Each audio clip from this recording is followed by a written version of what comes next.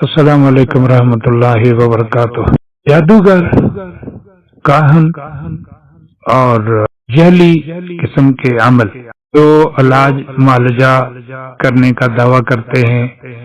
جگہ جگہ پہ بیٹھکیں بنائی ہوئی ہیں، ڈیرے بنائے ہوئے ہیں اور سینٹر کھولے ہوئے ہیں،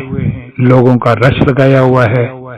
شعبدے بازیاں کر کر کے لوگوں کو متاثر کرتے ہیں اور ان کو اپنے پیچھے لگا لیتے ہیں۔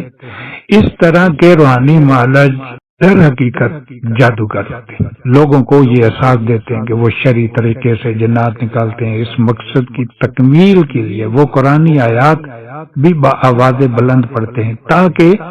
مریض حضرات یہی سمجھیں کہ یہ قرآنی آیات اور اذکار مسنونہ سے علاج کرتا ہے، حالانکہ یہ خبیث کاہن ہوتا ہے، جادوگر ہوتا ہے اور جعلی عمل ہوتا ہے، شعبدہ باز ہوتا ہے۔ اور یہ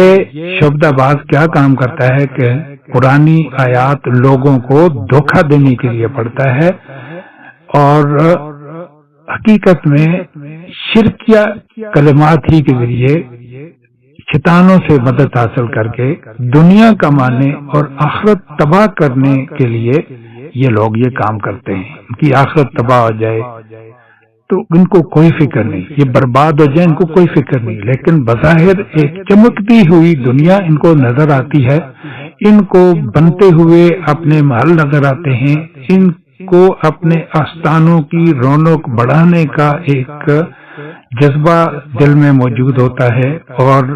ان کے سامنے وہی رونقیں وہ ان کو نظر آتی ہیں۔ ان کو کوئی ضرورت نہیں ہے کہ ان کی آخرت سنورے اور ان پر اللہ راضی ہو جائے۔ اس سلسلے میں امام ابن تیمیہ رحمہ اللہ فرماتے ہیں، چونکہ ان کا تذکرہ میں اکثر اس لیے کرتا ہوں کہ یہ بہت بڑے ہمارے سلف میں سے بہت بڑے امام گزرے ہیں اور یہ علاج کرنے کے بڑے ماہر تھے اور انہوں نے اس سلسلے میں بہت زیادہ محنت کی ہے۔ تو ان کا ارشاد یہ ہے کہ عام طور پر یہ دم کرنے والے کاہن عامل جادوگر شرکیہ کلمات سے ہی دم کرتے ہیں اور اس دم کے ساتھ قرآنی آیات کو اونچی آواز میں پڑھتے ہیں تاکہ لوگ یہ سمجھیں کہ یہ قرآن و سنت سے علاج کرنے والا شخص ہے، اور شرکیہ کلمات کو آہستگی سے ادا کرتے ہیں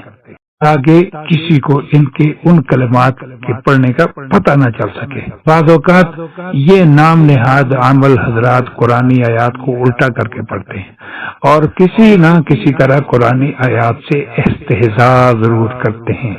اس سے ان کا مقصود یہ ہوتا ہے کہ جنات و شیاطین کو راضی کر کے مریض سے ان کی اذیت دور کی جائے۔ ایسے تمام جاہل اور گمراہ کرنے والے عاملوں سے، شعبدہ بازوں سے ہوشیار رہنا چاہیے۔ اور انہوں نے ایک اور کام بھی اپنے ذمہ لیا ہوتا ہے کہ جو لوگ صحیح کام کرتے ہیں، جو صحیح راستہ دکھاتے ہیں، ان کو یہ بدنام کرتے ہیں اور ان کے لیے انہوں نے خاص اس طرح کے الفاظ رکھے ہوتے ہیں جن کی وجہ سے یہ اپنے پیچھے لگے ہوئے لوگوں کو ان سے نفرت کا اظہار کرنے کے لیے ان کلمات کو، ان الفاظ کو یہ استعمال کرتے ہیں۔ تو ہمارا کام تو یہ ہے کہ لوگوں کو بتائیں،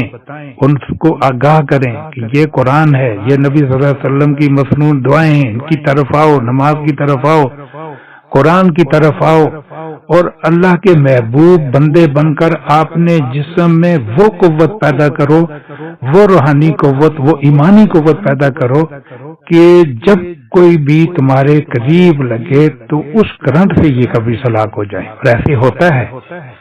اس شخص کے پاس جو کہ مکمل طور پر تقوی اختیار کیے ہوئے ہوتا ہے، وہ اتنا چارج ہو جاتا ہے کہ اس کے قریب سے بھی یہ نہیں گزرتے۔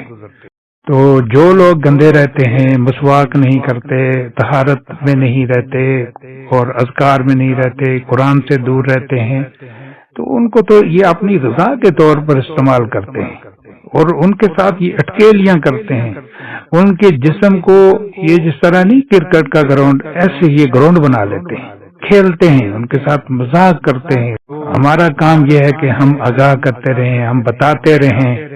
کہ یہ کام غلط ہے، اور اس طرح کے غلط اور خبیث لوگوں کے پاس جانے سے بہتر ہے کہ آپ خود قرآن کو زیادہ سے زیادہ پڑھیں، زیادہ سے زیادہ آپ تلاوت کریں، اور آپ اللہ سے امید رکھیں کہ اللہ میرے پاس کوئی اس طرح کا سورس نہیں ہے کہ میں کسی کے پاس جا کر اپنا علاج کرواؤں، تو مجھے اس قرآن سے ہی شفا دے دے اپنی رحمت کے ساتھ۔ السلام علیکم ورحمۃ اللہ وبرکاتہ۔